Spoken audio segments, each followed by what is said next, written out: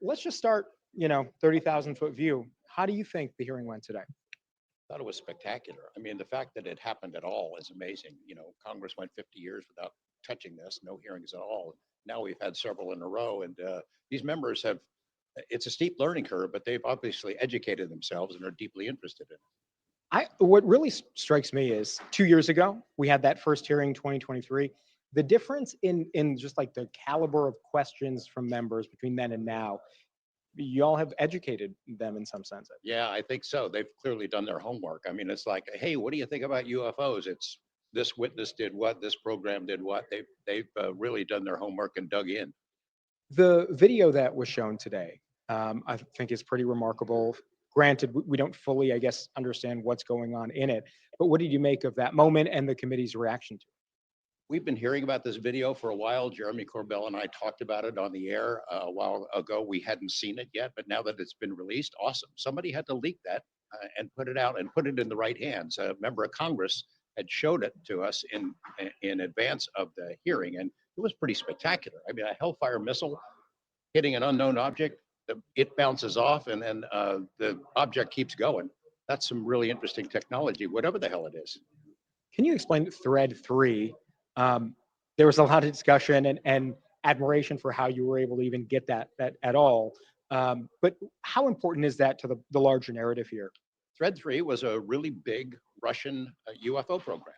There had been a 10-year stretch where the entire Russian military, vast USSR military apparatus, every unit in that system had to identify, investigate, and pass all the information of any UFO incident onto the Ministry of Defense. Thread 3 grew out of that. It was analyzing all those cases and trying to figure out if they could duplicate the technology that was flying around in their skies.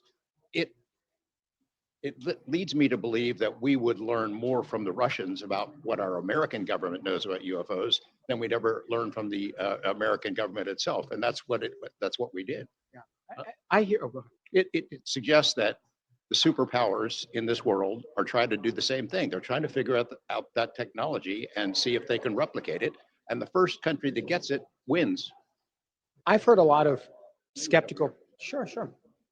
I've heard a lot of skeptical people talk about how, or they question, if this is truly a real phenomenon, why does it only happen in the United States? Not realizing that there are global reports and incidents. So by you introducing that, do you think that all of a sudden now there's more of an awareness about how this is an international phenomenon? Well, I hope that people will realize that. We Americans are pretty self-centered, and we think that anything that happens in the rest of the world doesn't count. But these things have been around for a long time, flying over every continent, every culture, as long as humans can recall. And it is a global phenomenon. The Russians, the Chinese, the Japanese, the Israelis, they're all interested in trying to get the technology.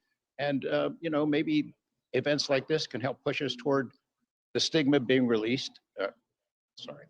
Maybe an event like this will help reduce the stigma and get more people involved, scientists, engineers who've been told for so long that there's nothing to it. That OSAP, the OSAP program under the DIA, they collected files from all over the world. They created the world's largest UFO database with some 240,000 cases. I think that some intelligence agencies are in use of that right now, but the vast majority of what was created with tax dollars has never been released to the public. 95% of these amazing reports have never been released at all. DIA says they can't find them. Amazing. Okay, 2 more questions for you, and then I'm all done. What is the next immediate step? I know it's a marathon. It's not a sprint here, disclosure, but what do you think comes next after today? What I hope comes next is that Congress can enact some protections for whistleblowers that are meaningful, that can protect them not only from retribution in their job, that can maintain their security clearances, and that encourages more whistleblowers to come forward. There are people out there who shared information with us off the record who'd like to be able to go on the record, but they're worried for their lives. That's not a joke. They think that they would be killed if they came forward and told what they had. If Congress wants real whistleblowers with hands-on experience who've worked on these secret projects, have seen the technology with their own eyes, they want them to testify. They're going to have to really enact some strict protections, and it has to go beyond just job protection. It has to be protection for their lives. And last one, can you just sort of characterize or qualify how you think today may have just moved the ball forward more generally on disclosure. Well, look, you had really credible witnesses. They're not trying to sell a book. They're not trying to get a movie. They're telling what really happened to them. And it takes courage to come forward under oath before Congress, basically in front of the whole world, and tell the story. You know they're going to get crap. You know what UFO world is like, Joe. They're going to get ripped to shreds, and some of them were already being ripped to shreds as soon as their names came out. So I hope that those guys, being willing to put it all on the line, speak to Congress about what they had seen and what they know, will encourage others to follow in their footsteps. Thank you for watching. Subscribe below and download our NewsNation app right now on your phone, and you will get fact-based, unbiased news for all Americans.